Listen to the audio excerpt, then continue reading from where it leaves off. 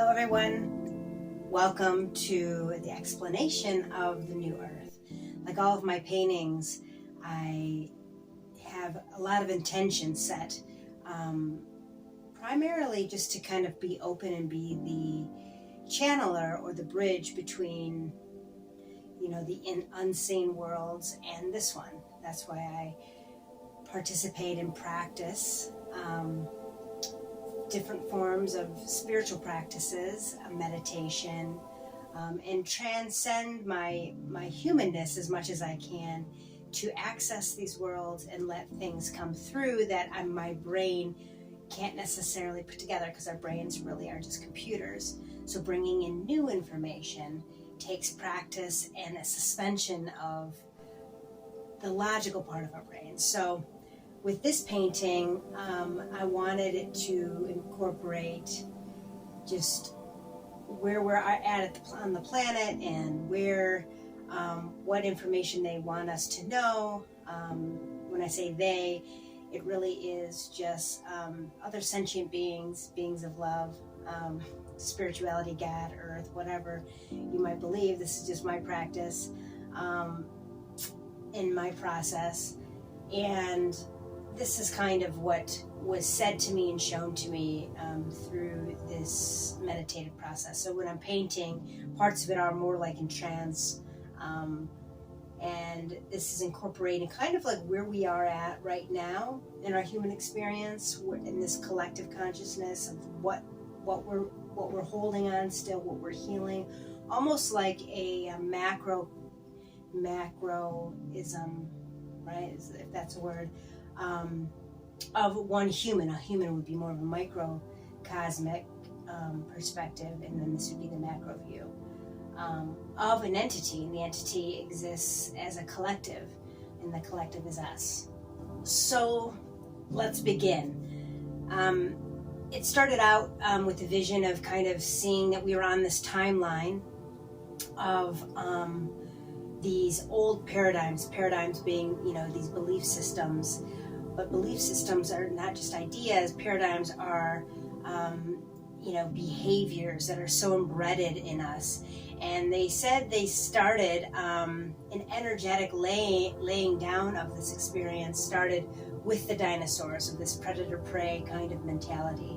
And all of these are gears on a clock, gears of like a clock, not on a clock, but almost acting as if they were gears like in a watch or in a clock. So it has this pun of time, and this play on time, but also the idea of the mechanism of almost the age of this mechanism that how we've been functioning, and meaning very logical, right? Gears of a clock work in a very logical fashion. This one turns this one, which turns this, which turns this one.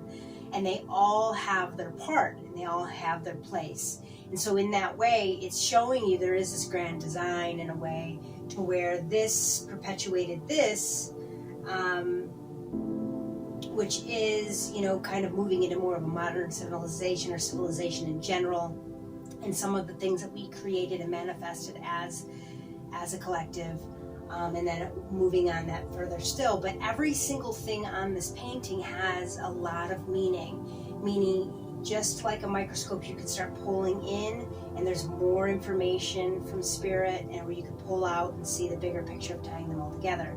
Meaning this clock, or this gear right here, has 5 dinosaurs, right? So 5 being symbolic of change, and obviously even like the teetering of the T-Rex in the middle there is important.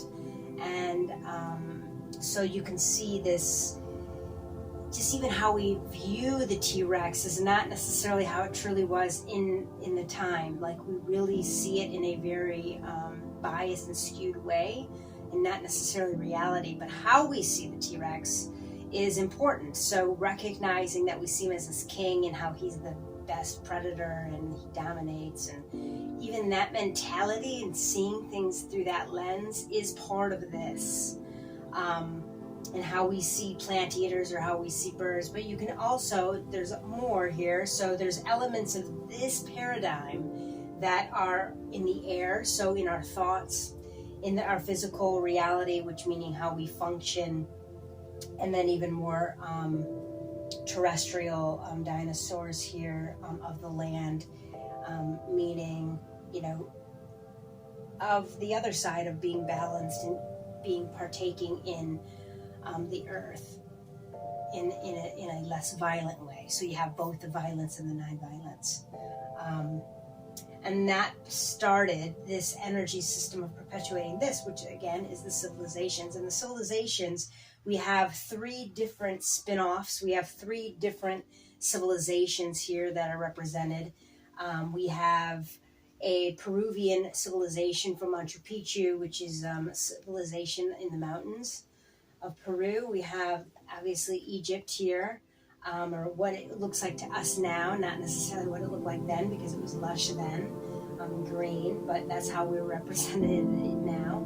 And then we have, that you can't really see because it got painted over a little bit, is the classical Greek culture, where here's the symbol of commerce, even though some of that's overlapped, but it's the symbol of commerce. So starting this idea of an exchange for goods. And that perpetuated into war. This is a battlefield, right, of territory. We have blue and red, so we have different sides to things. This is leading into, obviously, war and weaponry, right? And then, obviously, the idea that we created money. So something standing in for the value of goods. And this, again, perpetuated into haves and have-nots, right? The value system, just within culture in general, right? Our value systems. And then how we separate, right? How we separate ourselves. And that's really what these flags are, is a consequence or a growth of this idea of separation, right? Because as soon as we separate from each other, even haves or have-nots, or you have the good and I don't have the good, instead of it seeing it as we, right?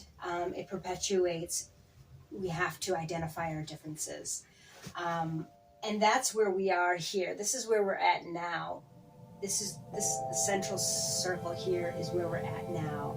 We're kind of bearing the weight of all of this, right? Especially in the age of the internet, where we have access to information in ways that we never had before, where ultimately these civilizations were existing at the same time, but there was an unawareness of each other in some ways. Obviously, there are different time zones, but just separation of cultures in general. We didn't have interaction unless you were, a merchant and, you were traveling, which at the time would have been just through boats, right?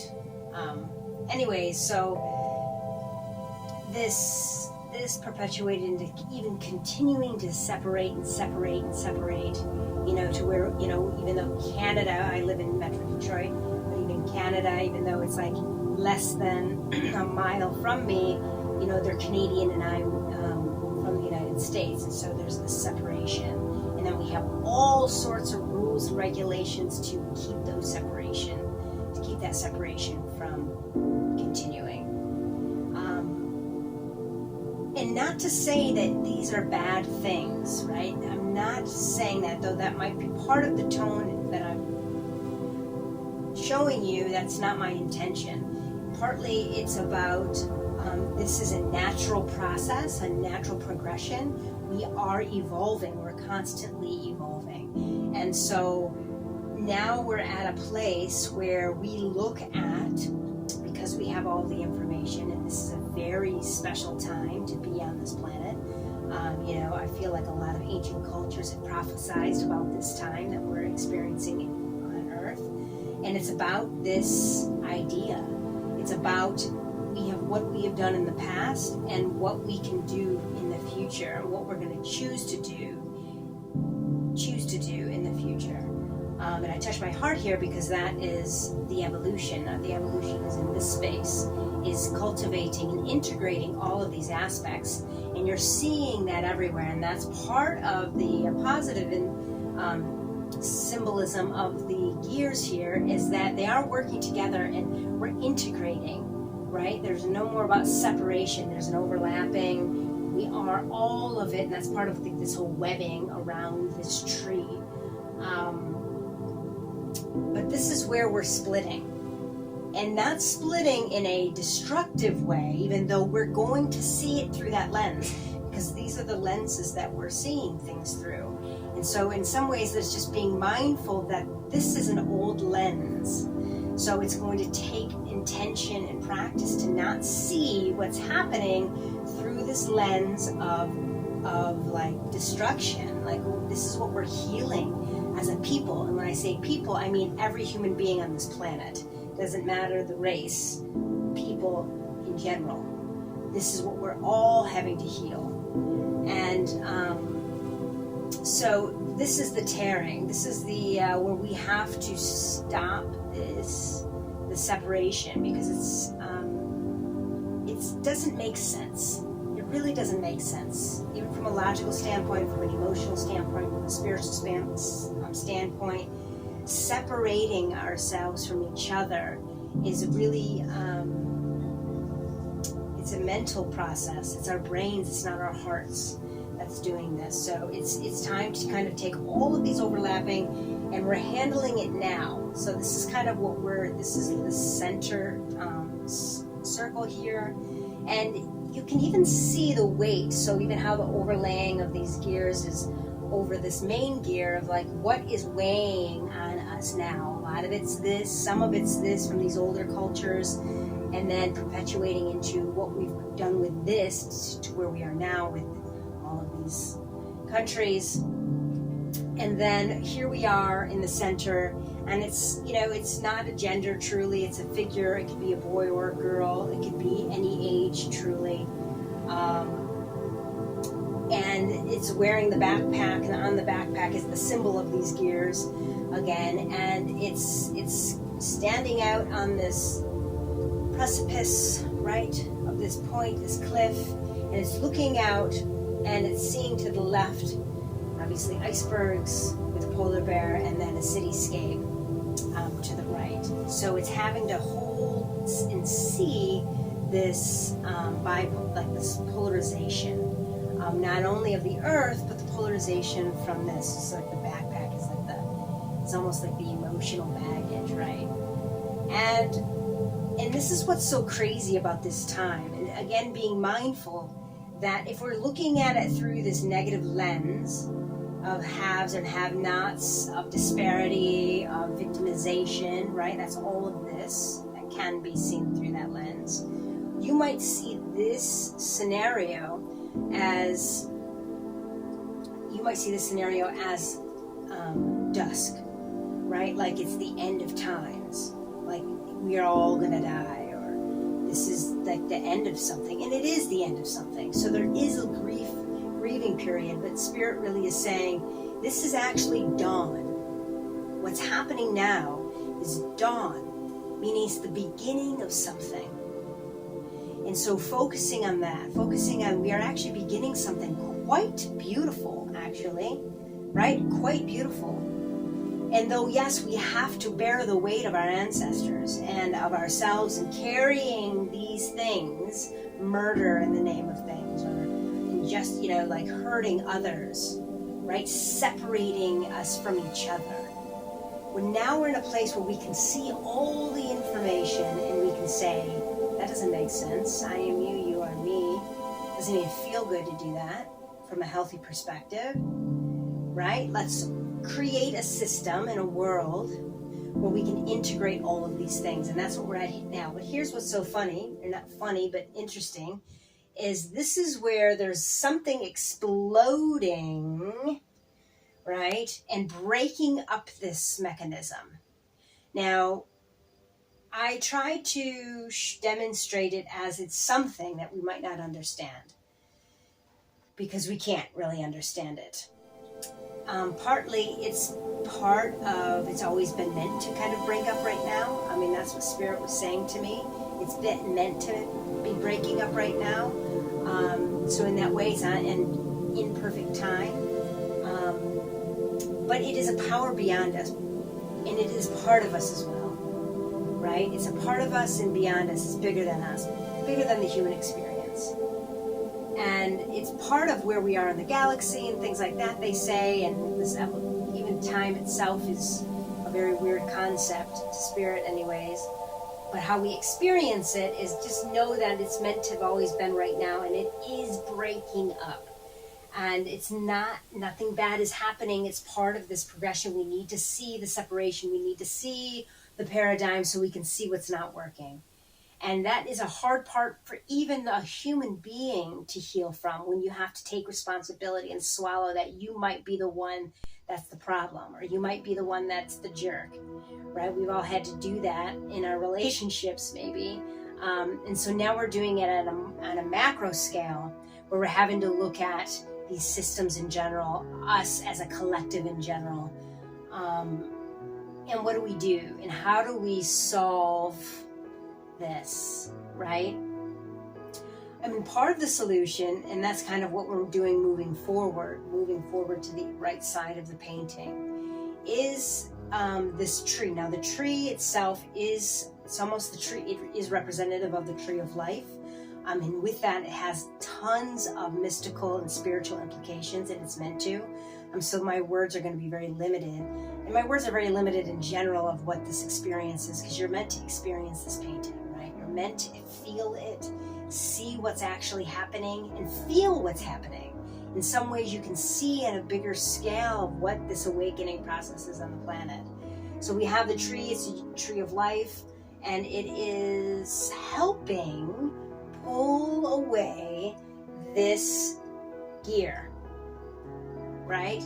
It's helping break it up maybe, or even moving it or perpetuating it, but also it's this idea of a solution, of integrating, right? So shifting into a mechanical or logical process, right? Which is this gears, right? They have a very logical process. We're going to be moving around to an integration of this other energy.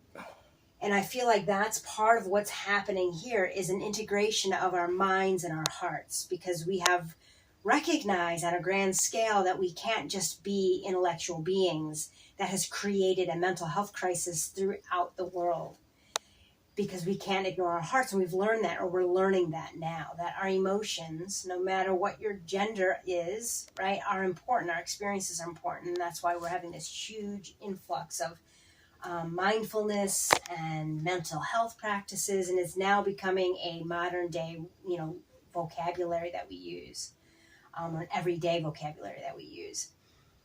So that's partly what this tree, it's magical. It's like believing in the magic, which is the unseen pieces of reality itself. It's like the no sound of sound.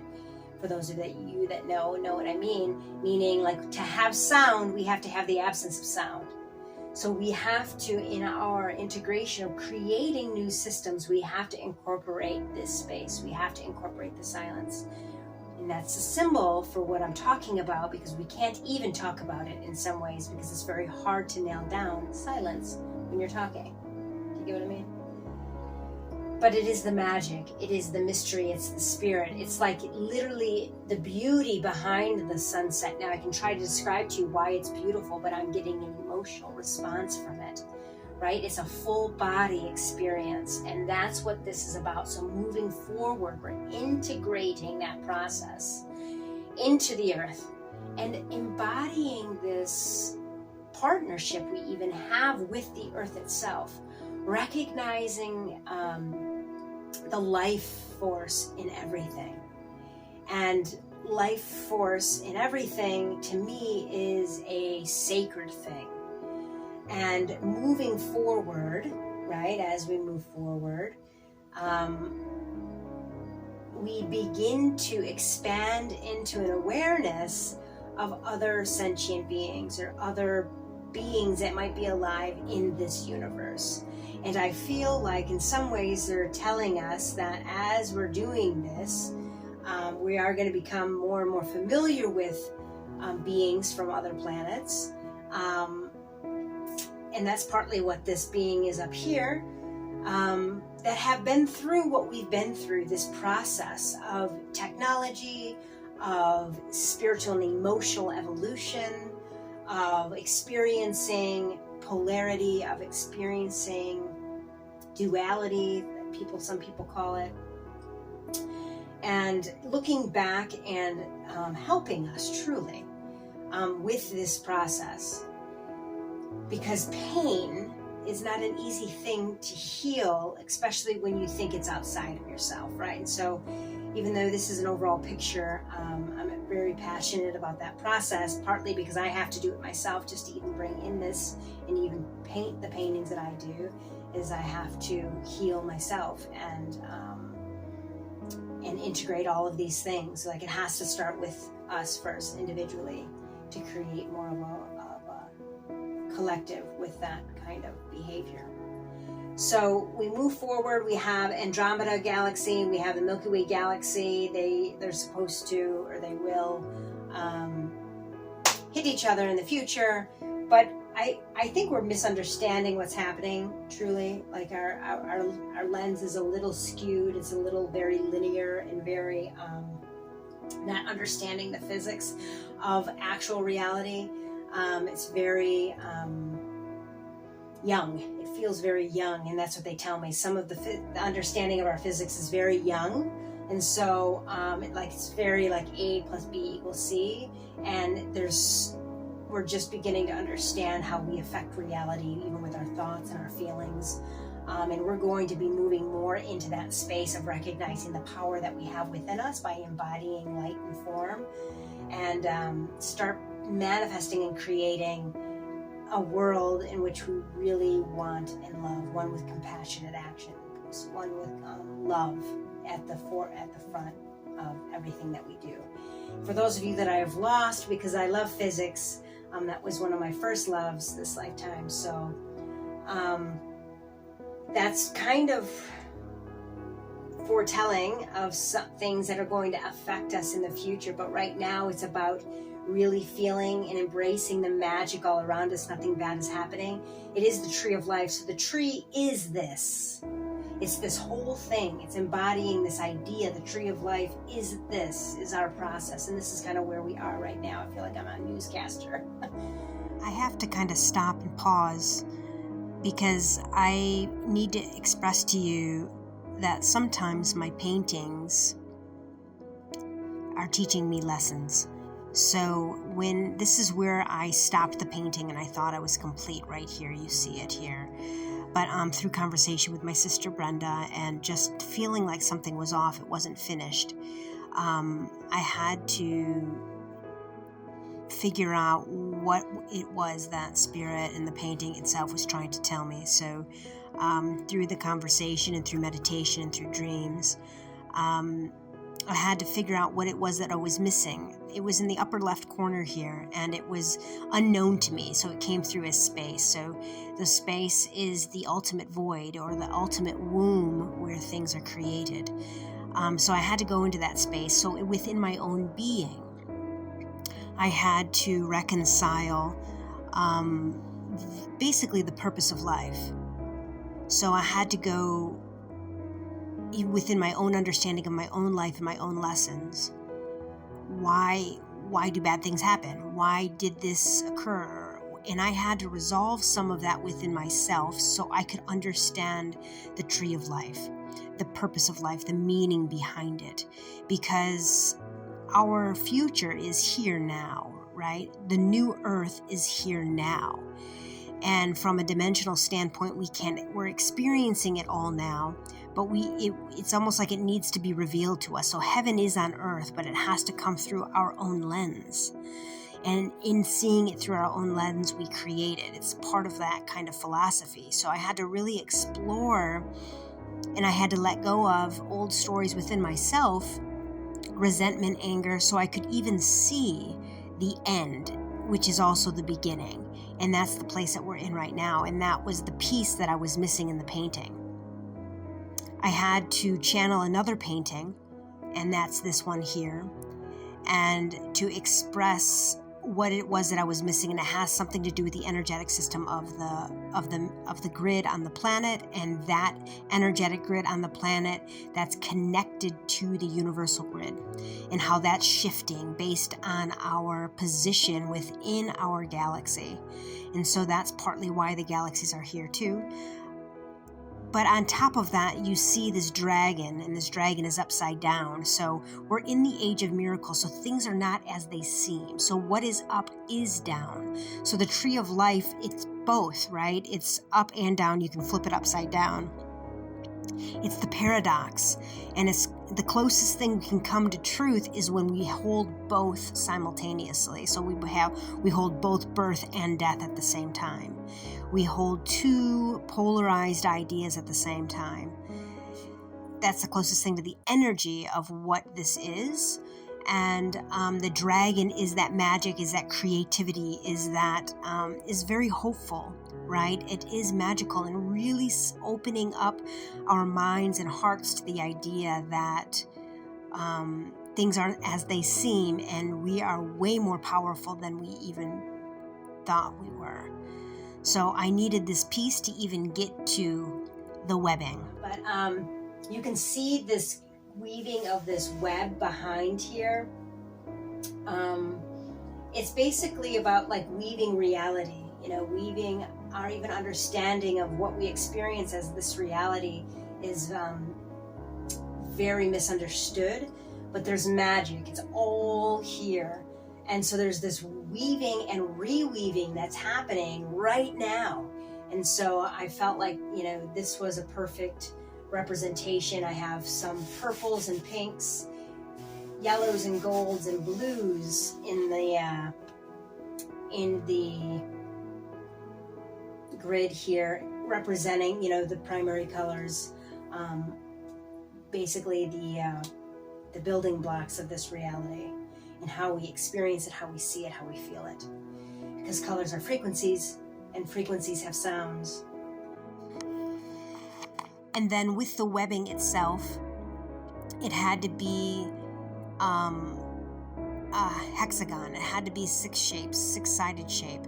And it had to be symbolic of like a beehive, and all of the symbolism that might hold, meaning the beehive, the hive mentality of that we're all connected, and then the sweetness of life working together to create joy and beautiful things. I mean, it's so necessary for us now. But also the sacred geometry behind the webbing itself, and it's partly an energy system that we can't see yet. They're telling me that we're going to find it more about these energetic systems as our science and technology advances. But the necessary ideology behind the beehive culture, and this idea that we're weaving and reweaving reality every moment of every day. So the weaving and reweaving of this reality, like we're constantly creating and manifesting. So just recognizing the power and the beauty and the scale of who we truly are and what we're doing and why we're here. Even the idea that we're not alone, and looking up at the stars and recognizing that wherever this painting is impacting you is important for you. And that's what these paintings are about, and that's why I call it quantum art, because in some ways all art is quantum, because it is impacting each individual in their own way, of course, right? It's subjective. And it's meant to. So it is all of these things that I'm saying, but it's also however you're seeing it is important for you just to become aware of how you see it, your lens, your biases maybe, and even your emotional responses to some of the things that I'm saying. If I've triggered you at all, or things resonate or they don't resonate, and that's okay. We're all on our own journey. But sitting with the painting and feeling it and letting it communicate to you in that silent space it's meant to. I would really love to hear feedback and see what you have to say. I'm leaving a comment section down below so you can share your experience with it. So let me know what you think. That's kind of enough for now. Yeah, let me know what you think. I'd love to hear it. Until next time.